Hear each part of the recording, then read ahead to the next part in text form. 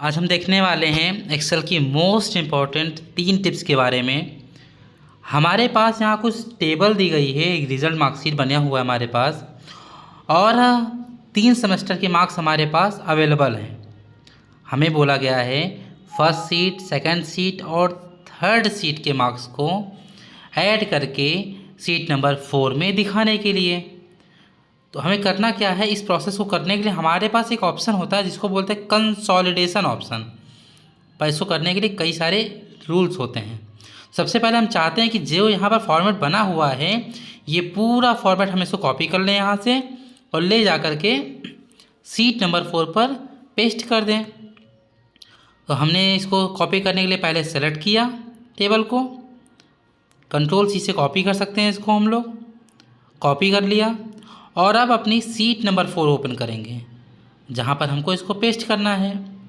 हमने seat number 4 open किया और यहाँ पर फर्स्ट सेल पर क्लिक करके इसको पेस्ट करेंगे। पेस्ट करने के लिए कंट्रोल+V का यूज़ करेंगे और कॉलम हेडिंग पर जाकर अपने कॉलम्स को मैनेज कर लेंगे, जिससे कि हमारे कोई भी कैरेक्टर कटे नहीं। इतना करने के बाद हमारे सेल में जो भी डेटा भरे हुए हैं उनको हम रिमूव कर देंगे, क्योंकि हमें तो इस जगह पर तीनों सीट का सम चाहिए।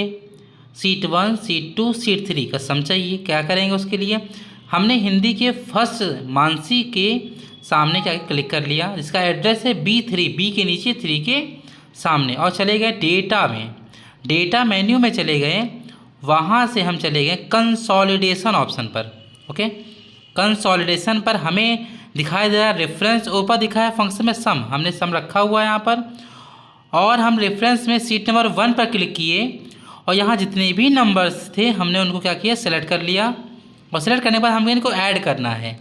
इसी प्रकार से सीट नंबर 2 के लिए भी हम पहले सीट नंबर 2 पर क्लिक करेंगे और फिर हम उसी डेटा को सिलेक्ट करेंगे जो हमारे पास बने हुए हैं। सभी डेटा को हमने सेलेक्ट किया और इन डेटा को भी हम ऐड कर लेंगे।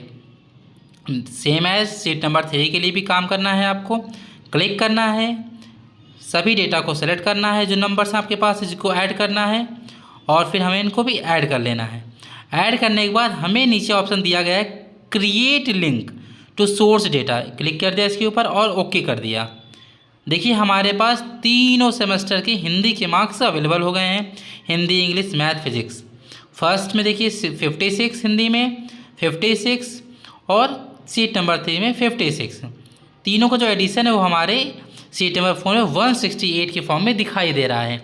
इस प्रोसीजर को बोला जाता है कंसोलिडेशन, अलग अलग सीट की वैल्यूज़ को एक सीट में जोड़ने के लिए। नेक्स्ट स्टेप हमारा है, हमें एक सीट दी गई है और इस सीट में हमारे पास कुछ नाम दिए गए हैं। इस नाम को हमको बोला गया है कि जो फर्स्ट नेम है और सर नेम को अलग अलग कॉलम में आपको लिखने हैं। तो उसके लिए करना क्या है, आपको सबसे पहले तो आप पूरी एंट्री को सेलेक्ट कीजिए, जो भी डेटा आपके पास दिए गए हैं। चले जाइए डेटा मेन्यू में, वहाँ से टेक्स्ट टू कॉलम ऑप्शन है, क्लिक करिए। वहाँ पर क्लिक करते ही आपके पास ऑप्शन आ गया है, नेक्स्ट कीजिए। नेक्स्ट करते ही आपको कई सारी चीज़ें पूछेगा, आपको स्पेस क्लिक करना है। क्यों? क्योंकि प्रत्येक नाम के 2 नामों के बीच का जो गैप है वो स्पेस के थ्रू है। तो हमने कहा जहाँ जहाँ स्पेस मिले उसको अलग कर दीजिए।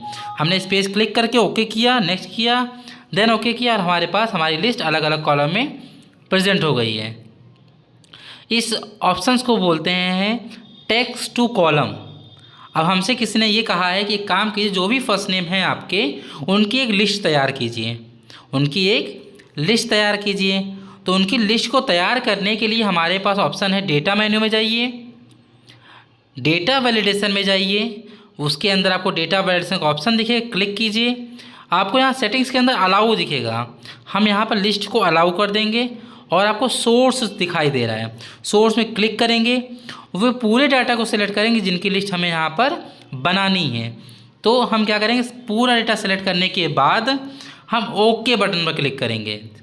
ओके पर क्लिक करते ही हमारे पास एक ड्रॉप डाउन एरोज आ गया, जिसकी मदद से अब हम किसी भी एम्प्लॉय की नेम वगैरह यहीं रहते हुए जान सकते हैं। ये एक लिस्ट बन चुकी है सभी एम्प्लॉयज़ की। तो आज हम लोगों ने जो सीखा है वो 3 टॉपिक्स हमारे पास थी, कंसोलिडेशन, डेटा वैलिडेशन और लिस्ट। Thank you.